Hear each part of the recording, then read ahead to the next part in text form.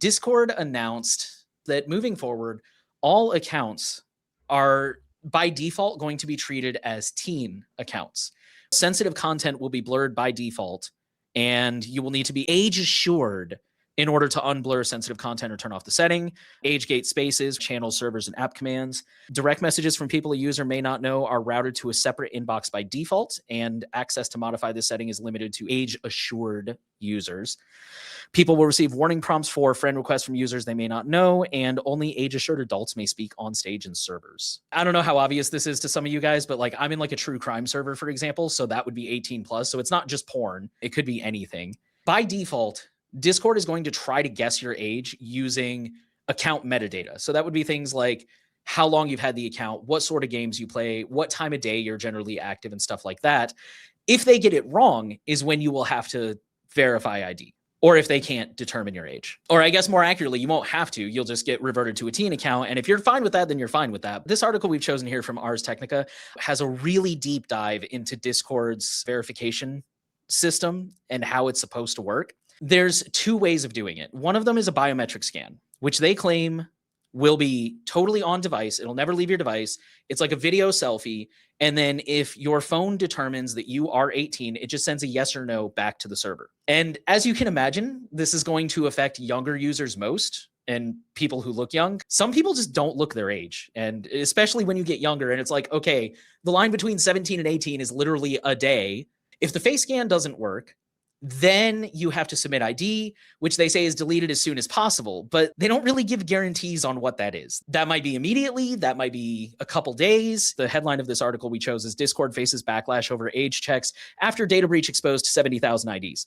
That happened last year. That was the result of the UK's Online Safety Act. People who were submitting appeals submitted their ID. And I'm assuming because they had so many IDs to go through, they had a backlog. I think that's another debate, like what exactly is classified as not safe for work? Because, you know, I think that could be deemed different for a lot of people. Discord could decide to set a server to not safe for work, which could kind of force people to verify their ID. When you make the server, you can check if it's 18 and up or not. But Discord does also have a mechanism to automatically determine that the server is 18 and up. It could potentially be a slippery slope for sure. These age estimation tools are not very good at estimating different types of people, like people of color who are women. There's been studies that have been done on that, and it doesn't estimate age correctly for those people. The more of a minority you are, the less chance it is to be correct, right? I think it's only a matter of time before these KID companies get compromised in some way.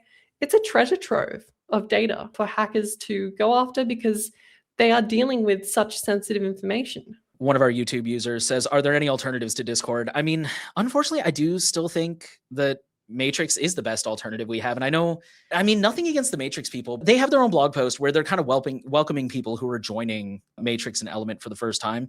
And they admit that they're like, we're not really a drop-in replacement right now because they have a lot of public service contracts in Europe. And that's what's been paying the bills to hire more developers, which I totally get.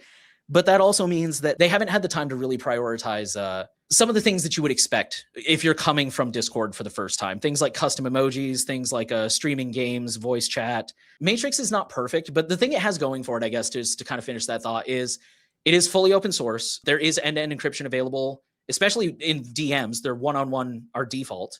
It can be decentralized. You can host your own server. So, I mean, it's definitely a step up from a privacy perspective. It's just, I think it would be a tough sell to get a lot of longtime Discord users onto Matrix because of the feature set that it's missing. All of the other things that I see that look really good, that look like they might actually be a good replacement from an end user perspective, it's just repeating the cycle. You know, they're all like, they just raised $9 million in VC funding, or they're, you know, closed source, they're this, they're that. And it's like, cool. So in 5 years, we're going to be right back here where we started. I think the issue is that it's now that they've had all these really nice features, like these custom emojis and these, you know, fancy profiles that they can deck out with Nitro and stuff like that. I think it's just going to make it that much harder for people to scale back to something a little bit more bare bones. I'm not saying that there aren't people who wouldn't be willing to do it. I'm just saying I think it's a really tough sell, and I think that's unfortunate.